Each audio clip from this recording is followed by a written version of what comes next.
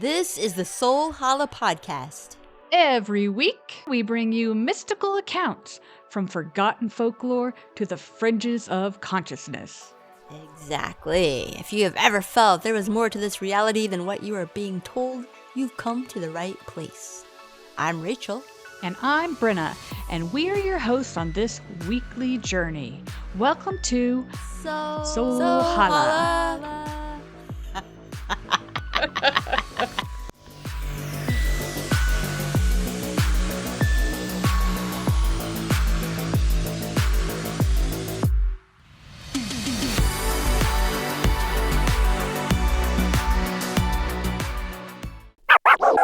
Today we have an informative episode, and we are going to be talking about healing, and not the kind of healing that you take out your insurance card for necessarily, but the kind of healing that's been around for, in some cases, thousands of years and still works beautifully. But first, Rachel wants to touch on one thing. Yeah, I just want to say that the information provided by this podcast today on this special day is for general informational purposes only. All content, including text, graphics, images, and information, is presented as an educational resource. It is not intended as a substitute for professional medical advice, diagnosis, or treatment. Please consult with a qualified healthcare provider before making any decisions or taking any action based on the information you hear today. Basically, people take personal responsibility. Okay. All right. That's what. So you can't sue us in case you say no to hell with this. I'm gonna do this because those two crazy girls told us to. But anyway, this stuff does work. Okay. So I'm just gonna name off a few different kinds of healing, and I'm just scratching the surface. But this is why people get overwhelmed at times, because there's just so much to choose from. So let's just start it off with a little list. Reiki, therapeutic touch, Qigong, Tai Chi, pranic healing, quantum touch, polarity therapy, color therapy, sound healing, crystal healing, light therapy, biofield tuning, acupuncture, reflexology, cranial sacral therapy, aromatherapy, massage therapy, Chinese medicine, traditional Chinese medicine, naturopathy, homeopathy, shamanic healing, to just get us started. We will not be talking about each and every one of these, but they all kind of do things a little bit different, and they're all very much based in the energy field around us. And so we'll be talking about that and what that means, if no one knows. And we'll be talking about neuroplasticity, because first thing you got to do is change your mind to how you think about certain things. And it's easy to do, believe it or not. Yeah. Joe Dispenza has a great title for one of his books, and it says, Kicking the Habit of Being You. Or something along those lines. Breaking the habit of being you. And it's all about neuroplasticity. Anything you want it's to add incredible. There? Sorry, yeah. Just hopping in here. It's incredible, like, how much ability we do have to change our own thoughts, beliefs, structures, and as a result, we get a result of, there's a result of healing. Or because you have to believe in it first in order for it to take effect. And there's quite a few people who've done a lot of research about it. I would just to name a few, since we're listing things. And I liked your list, by the way. That was a good, comprehensive. I mean, there's more, obviously. Oh, there's way more. That was a good list. Yeah. Here's some people I know of that have really talked about it. Bruce Lipton, Greg Braden. You already mentioned Joe Dispenza. There's this guy, Jerry Sargent, Gay Hendricks, who talked The Big Leap. It's all about changing your mind. And Lynne McTaggart, The Power of 8, where she has talked about 8 people having a specific focus and intention has created healing for people. And she's an outstanding author as well. She writes kind of hardcore science books at times, but she throws in the real scientists, so it reads like a fiction, and it's really exciting, actually. My 2 cents on her books.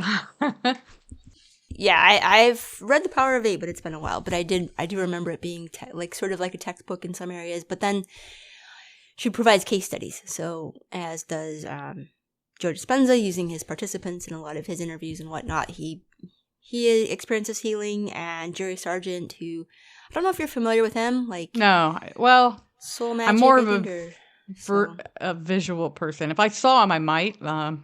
His name Yeah. isn't ringing any bells right now. He's newish to me, but he is somebody who is out there. I think he's from, I want to say Australia.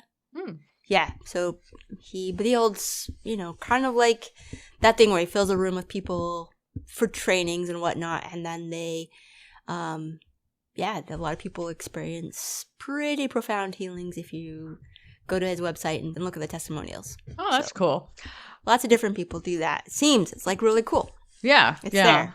I also am going to throw in a few authors. Dawson Church, I'm going to refer to his book quite a bit. He wrote a few books, but the one I'm kind of pinging is Mind to Matter. Not Mind Over Matter, but Mind to Matter. Joe Dispenza actually writes the foreword for that, or the intro, or whatever it's called at the beginning. And those guys worked together for quite a while. Didn't know that. Yep. Cool. Yep. And so where do we want to begin? Because there's just so much. There is so much. Yeah. Do you want to start? Let's maybe talk about energy first, the electrical field around us. So much has to do with that, and then it trickles down into the body. That sounds great.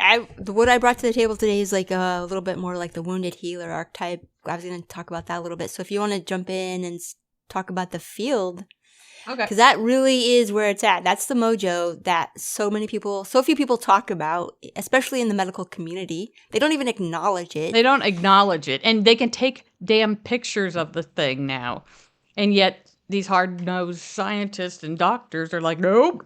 I mean, they still, some of them still poo-poo on acupuncture, and it's in Dawson Church's book, with an electron microscope, they can now take pictures of the meridians, the little flow. It's like a little freeway of your electrical throughout your body, and basically they're little tiny tubes. They look like fiber optics.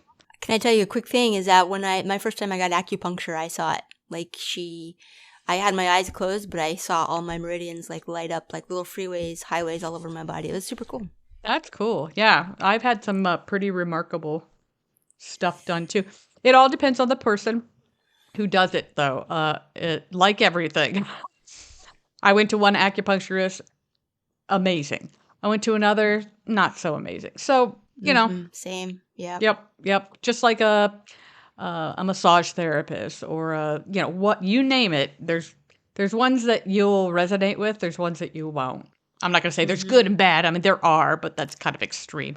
It's just who you're supposed to work with and who you're probably not. And so, yeah, that's a good way to say it. Yeah. Okay, so we're going to talk about the energy field around the body right now. So first we'll talk about the chakras or the energy centers. There's 7 of them. 6 of them are in the body. The 7th is sort of right above the top of your head. It's kind of a synapsis of all the other centers, and that's what kind of creates... Rachel's doing funny things. That's what creates the field around us. And so people that can see these things just naturally, or they take pictures, they can kind of get a overall synopsis of your health, of your mental health, just by looking at your field. And in that book, Mind to Matter by Dawson Church, there's a gal, she was a scientist. Her name was Valerie Hunt. And she developed a specialized measurement system using modified, it's a big one, EMG, it doesn't matter, EMG equipment to It's not like an EEG. It's like kind of like some same lines though. I'm not even gonna try. Okay, so she a modified EMG equipment to detect high frequency electromagnetic signals up to 100,000 plus hertz emitted by the body.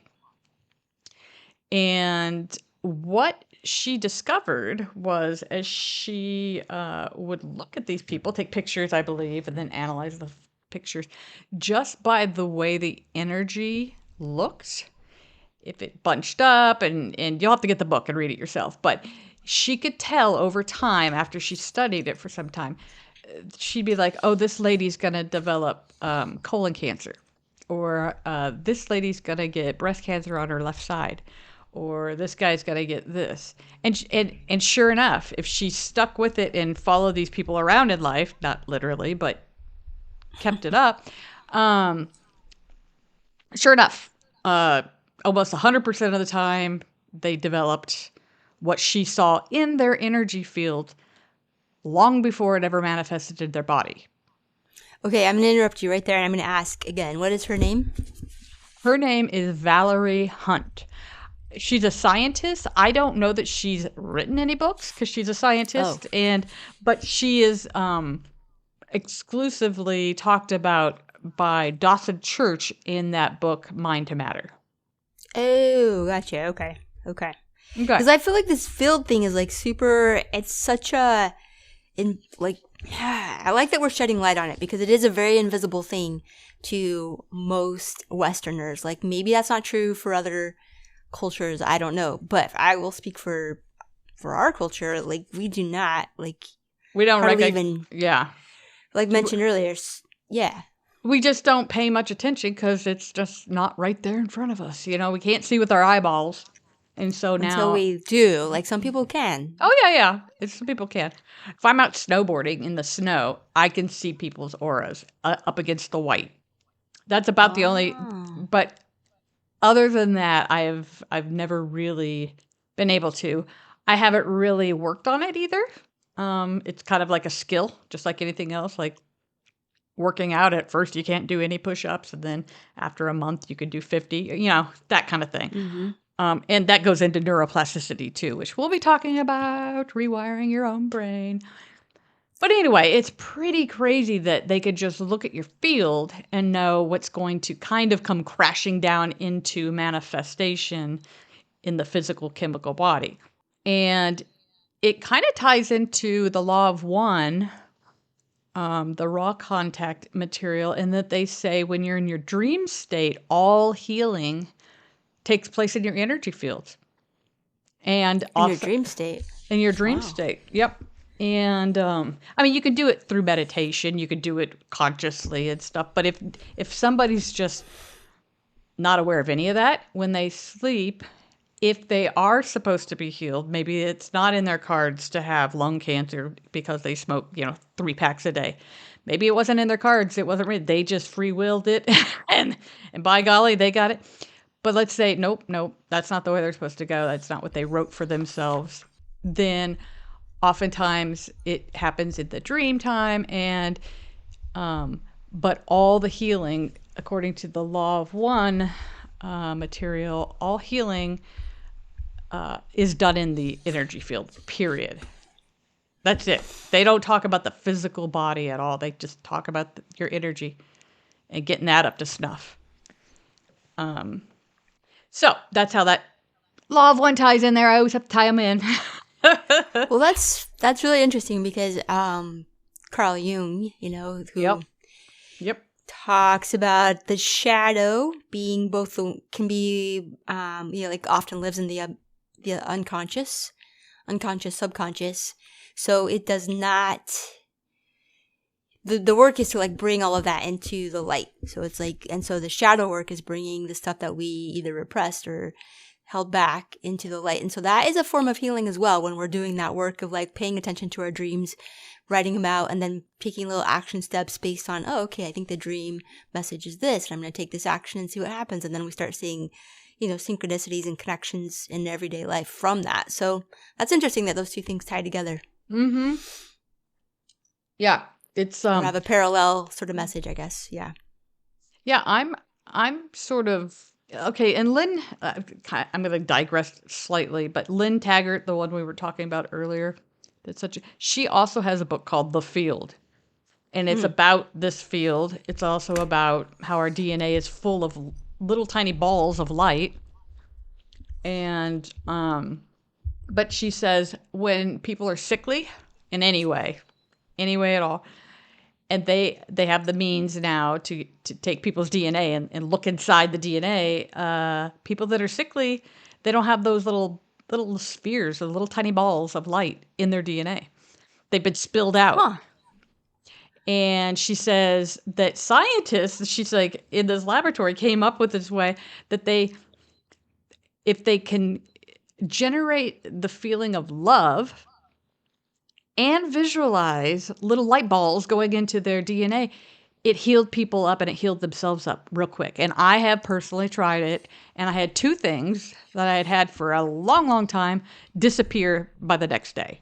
Literally. Whoa. And I'm like, and this is not woo-woo. These are hardcore, hard-nosed scientists that probably don't believe in God, don't believe in anything. They're just, the hard sciences, we got these little light balls in our DNA. And they kept experimenting until they got them to work for them, not just observe them. So, pretty interesting.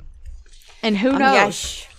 Who knows? Maybe it goes from our energy field. No, our energy. Okay, so we've got our energy centers within the body, and then the energy field that's going around our body is sort of a synapsis of all the others, kind of like a snapshot of you and your health and your mental health and this, that, and the other. And and so that's where most stuff happens. And then if you're gonna get a cancer or a this or a that or whatever, and then it comes crashing down into your physical and chemical body, maybe that's where it starts propagating, is that the light balls go out or whatever, because people without the light in their DNA have ailments. It's so weird. So I know that they're related. I just don't know at what point one stops being the energy field and the other starts now being a manifest of our physical. But I'm sure they're related because light is light, and and there's all kinds of stuff going on in light. So, Okay, can I just ask a little bit more about this? Okay, so if you're saying, so let me just see if I get this right. So you're saying that if we say we have an element, so like right now I have a finger that is not functioning well because I don't know, I sprained it. Yeah. So if and I know it's a tendon because I can feel it kind of like it's like one of those trigger fingers where it just kind of locks and then pops. So is this a true story? This is true. It's happening. This is a true story. But it's not a true story, Brenna. My finger is, I'm having issues with a finger. It is my middle finger, by the way, but that doesn't, the thing you don't know about Rachel. I'm not going to demonstrate. The thing you don't know about Rachel is she uses that middle finger a lot when she's driving. I'm kidding. She doesn't. Okay, anyway, so you got this trigger finger. So basically, you got an ailment. So yeah, I got an ailment. I'm just trying to. So I've been like debating, like, what do I do about this? So do I imagine, if I were to imagine, theoretically, you're saying if I were to imagine some sort of light balls went out of the tendons, say, and if I were to imagine that in my field and like my finger in my field, or do I need to imagine it in my real body, or is it just like just true life, real life? Give me what you think is. Well, I'll not only tell you what I think, but I'll tell you what I did when I read about it. Yeah. And what happened the next day. Perfect. So I had a baker's cyst on my wrist. You know what that is? I don't know what that is. Okay, no. It's a lot. They call it a baker's cyst because bakers and waitresses and waiters, ones that use their wrists like this a lot. Oh yeah, lifting a tray. It's a tray thing. And what ends up on the top of your wrist right here, you end up with a big bump. And the first time I saw it years ago, I was like, oh, wrist cancer. I didn't know what it was. it's like I have a lump on my wrist. And so then I looked it up, and it's very common. And I use my hands all the time I did a lot of wiring, like it doesn't surprise me. So I didn't think anything of it. So I was like, okay, whatever. And so I'm reading this book, and it's that Mind to Matter again. And no, sorry. It was Lynne McTaggart's Light Balls. The Field.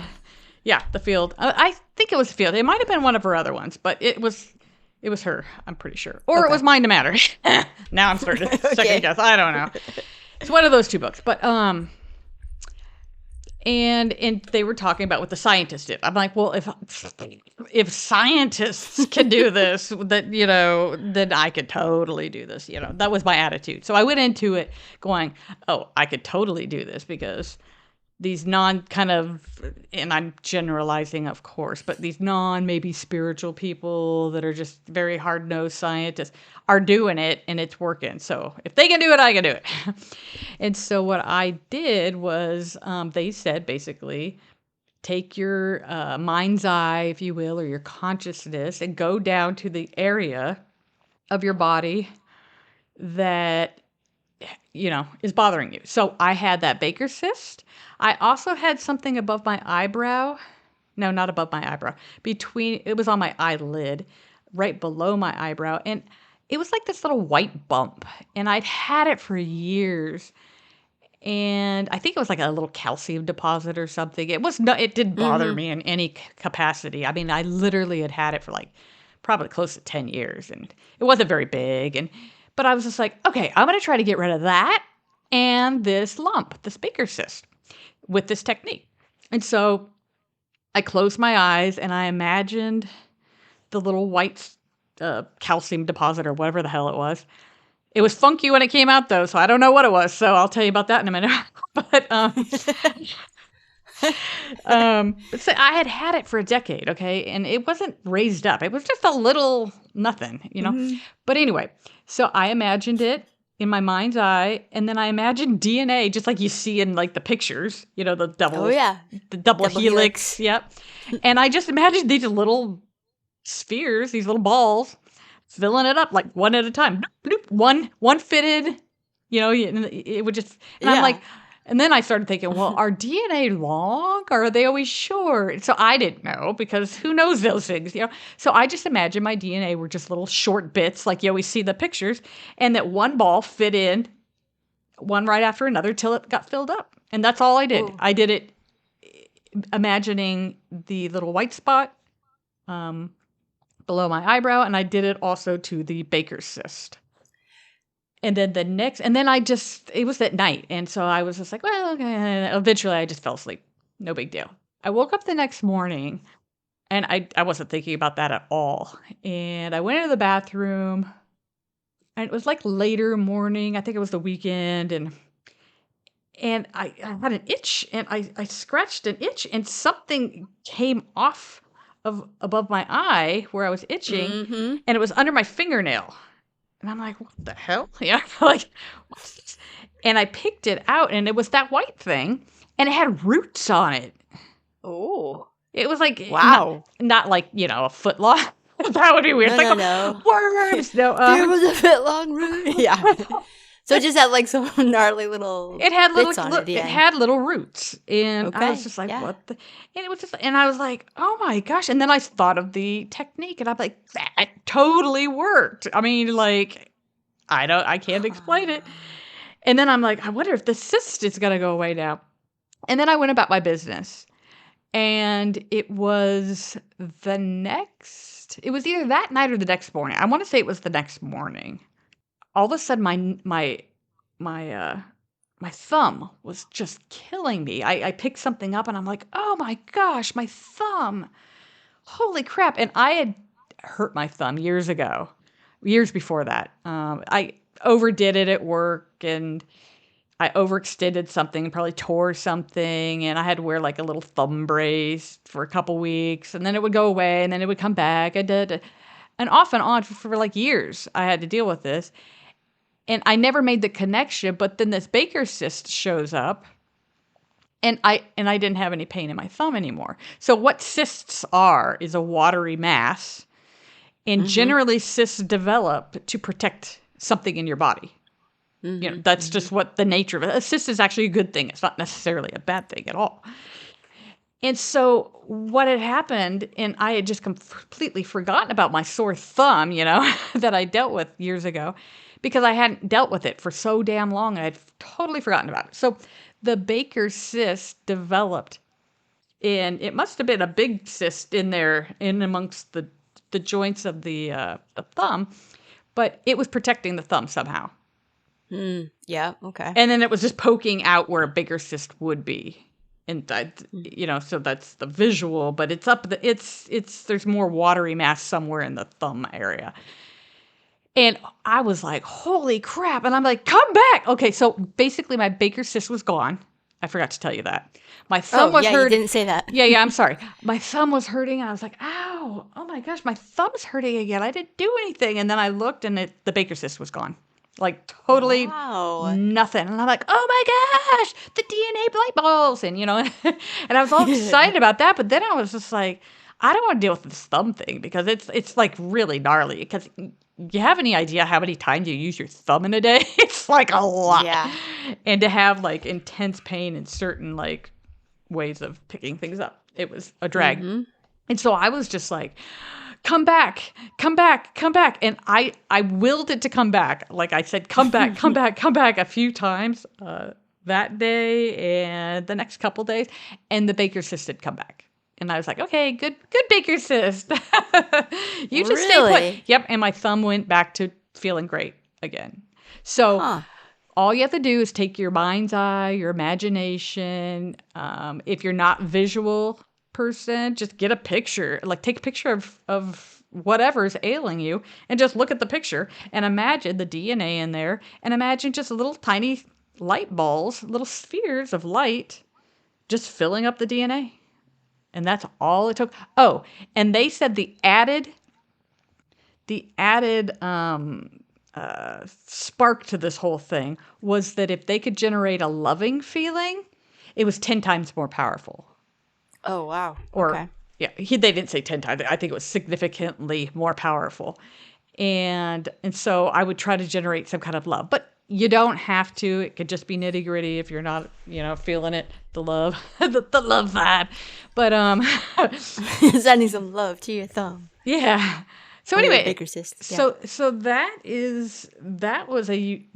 anyway, I don't know what to call that kind of healing, but that works. Okay. And that's incredible. Yeah. Yeah. And so if I were you, I would just picture the trigger finger and in there where you think the mess is, and and then just imagine those DNAs and then if you can produce a loving feeling either for your finger or just in general, fill it up with light balls.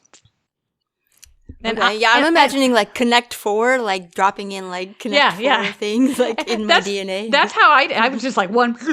It was almost like they were getting sucked down a little like tube. Oh, I like that. Yeah.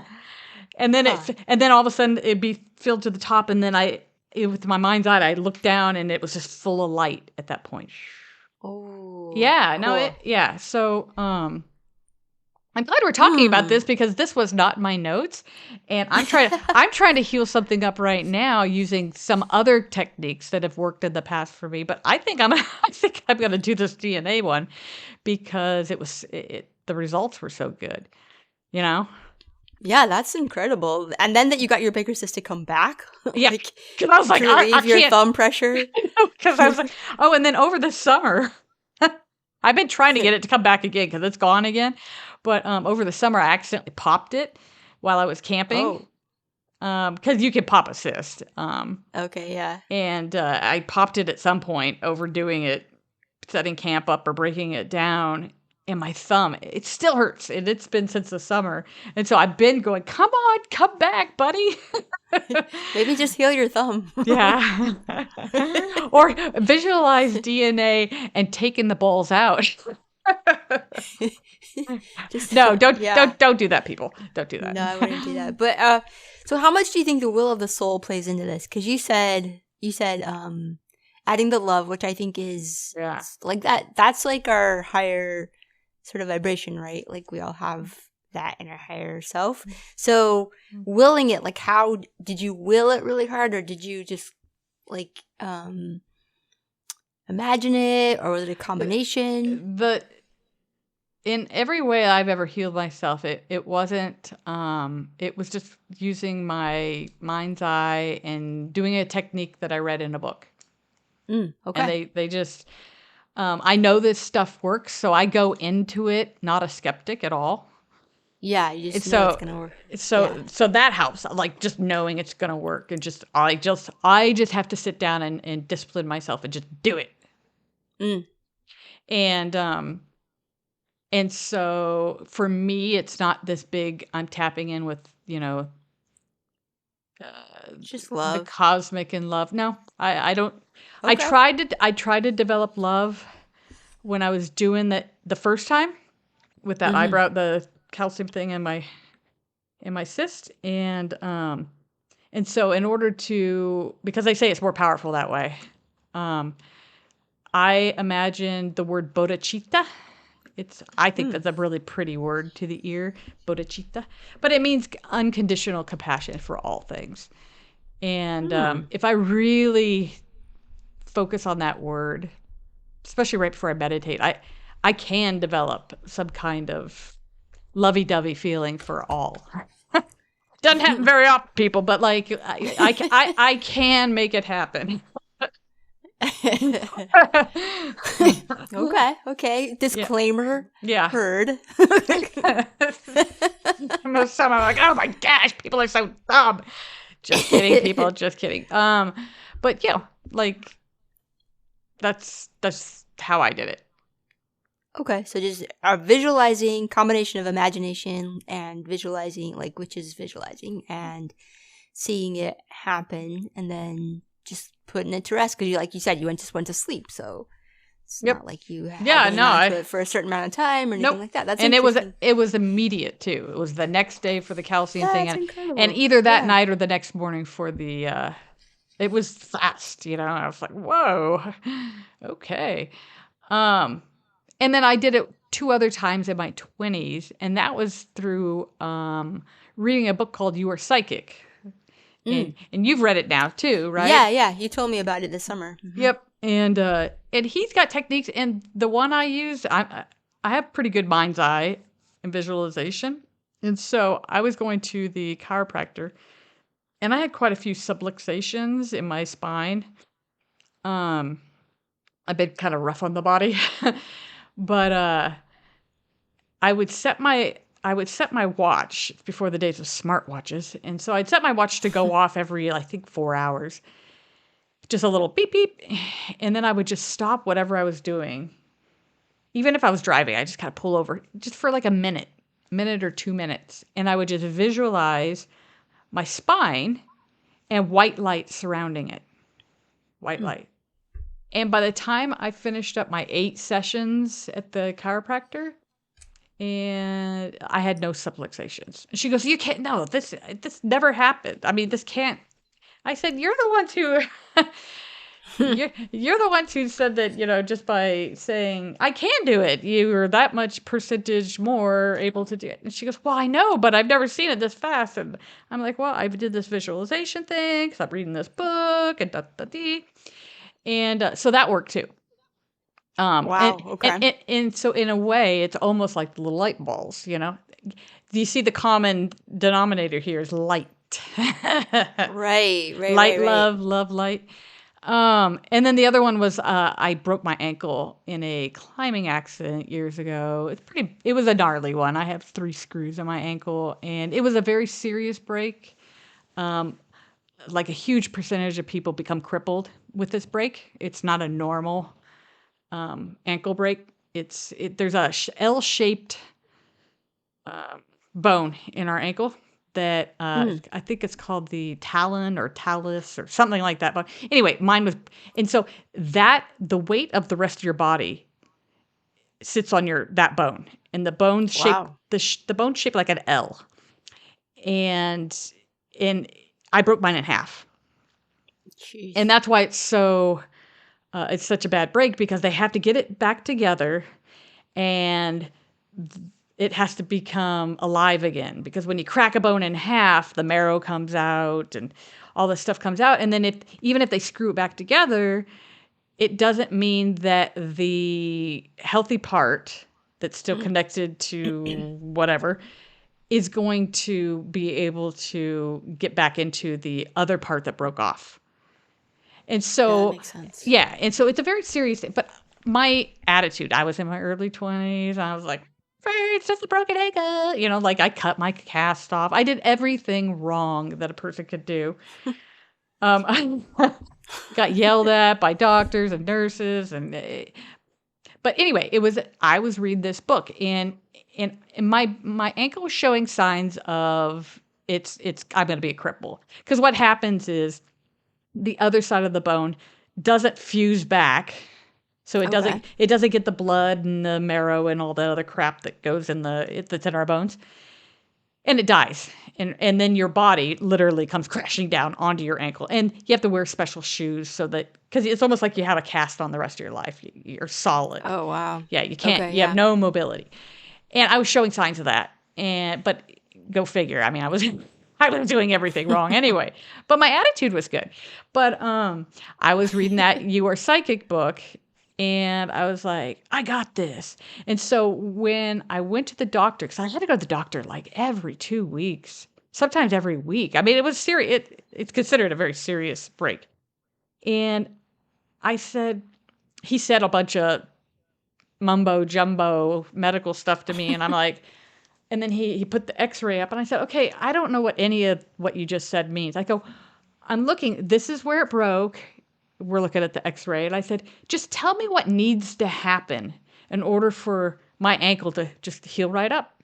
And he goes, okay, there's your healthy part of your ankle, the bone. Here's the part that broke off that we had kind of grab and put screws in and attach it to the healthy part. You're not getting the blood circulation and stuff into that part. And so it can't heal, and it will eventually break down.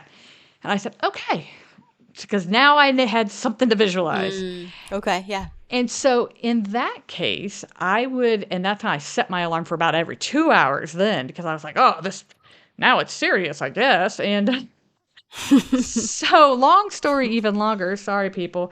But it's kind of inspiring when you hear real life stories. It's cool. Yeah. Yeah, I like it. Yeah. So, so I visualized getting on down in there, and I swear it could just be all in my imagination, or I was literally kind of peering into my own ankle somehow.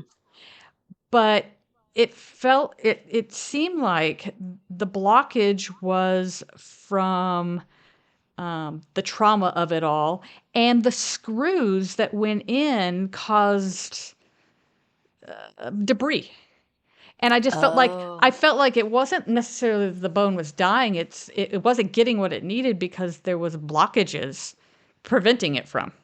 And so little pieces. Yeah. And so that's when I was reading You Are Psychic, and this lady, she had breast cancer, and it was very, very serious. And she was going in to get her breast removed. And she was reading that book just like I was. And she visualized, it's one of the techniques, she visualized the tumor or the cancer into little itty bitty microscopic bits that just started to dissipate. And the body, and they're so small that the body could absorb it and then, get rid of them, flush them. And basically she, after that, a couple of sessions of that, she didn't have breast cancer anymore. None. So I was like, okay, I'm going to do that with the scar tissue, because that's what I felt like there was something blocking. And so I just did that. I did that for the first week of just like little tiny microscopic bits of crap that's in the way. Just going into the bloodstream and to be flushed out some other way. I don't know how. And then I'd chase it, if you will. before the days that I drank. And then I chase it with some light. I would just like imagine just like all this light. It's just like, and he took an x-ray again for the millionth time. And he's like, and I'm like, how's it look now? And he's like, and it had only been 2 weeks. And he's like, you're healed. He goes, Wow. This part of your ankle is completely alive again. And I said, mind over matter, baby. And he shot me a look and he said, well, I happen to think it might have been my surgical skills. And so then I said, of course you do. And then he looked at me and said, I don't need to see you anymore. He wasn't the nicest surgeon I've ever met. He was, yeah. And he wrote Percocet prescriptions like they were candy. Like I had a whole drawer full of Percocet. I mean, I'm like, dang. I'm not even in any pain. And he was just writing them just for the sake of writing. Anyway, he was a weird guy. But bottom line is, it was another visualization of your intent. And it just happened. And that's where we'll get into neuroplasticity, is because if you have any doubts, that's going to prevent you. And so you got to rewire yourself in order to be able to accept that this is all real and whatnot. So I'm done. I'm going to pass the talking stick to you for a while. Well, no, I really enjoyed those stories. I feel like those are powerful examples of how we are able to heal ourselves. And of course, this is not medical advice, but I don't know. I'm going to try it out on my trigger finger and see. No, do it. See what happens, because I feel like that's a great, otherwise I got to go to the doctor and I got to talk to him. But I don't like doing that. I'm not a big go to the doctor person. So I've been kind of nursing it along since for a few months, and I'm like, okay, let's bust this thing loose from any sort of issues. So I'm gonna do it. See what happens. I do know that my mom was healed from polio when her dad and the deacons of the church prayed over her, and I do feel like that is belief. Like that is, they had a strong belief that they could be. Not only that they could heal, but that she could be healed, and then she believed that she could be healed. And so that combo, there's a healing, and the laying on of hands, or just the laying on around around the body. Mm-hmm. That's where that like Reiki and everything. I was just gonna say Reiki. Yeah, therapeutic touch. I mean, even massage therapy says that they can do a lot. And it doesn't even have to be a lot of, the pressure doesn't even really matter. The, not even necessarily the technique, but if the person believes that they're receiving a sort of healing, having a healing experience, or if they imagine the pain going away, or they believe that when they start the massage, that when they finish their headache's going to go away, or if there's any sort of belief that what they, okay, I'm going to go get a massage. My God, I have a migraine coming on. I'm going to get a massage. And that'll help my migraine go away. Well, just the setup of that, we're setting ourselves up for success to have that sort of result. So I feel like there's that part of it. For sure. It plays in, or if vice versa, oh, you should get a massage. You have a headache? Oh, you should really go get a massage. No, I don't really think it's going to help. Yeah, you should definitely do it. I'm booking you a massage right now. All right, I'll go get it. Yeah, it didn't help. Sorry, I was there for 2 hours and nope, my headache's still here. There's definitely all that plays into it. I'm guilty as charged, because I've gotten massages where as you well know, I have some back issues that spring up from time to time, and I don't think massage can help what I go through sometimes. And so sometimes I'm just like, oh, there's no point going to massage. It doesn't do anything. So, I mean, we all do it, and I know that healing stuff works. I mean, I know it. I've done it. but I still do that too. So it's a pretty common thing. If you didn't have good results one time, we put it all into a little box and say, "Yep, that sucks. Doesn't work."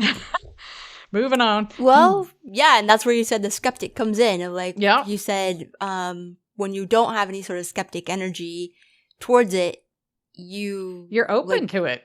Yeah, you're open.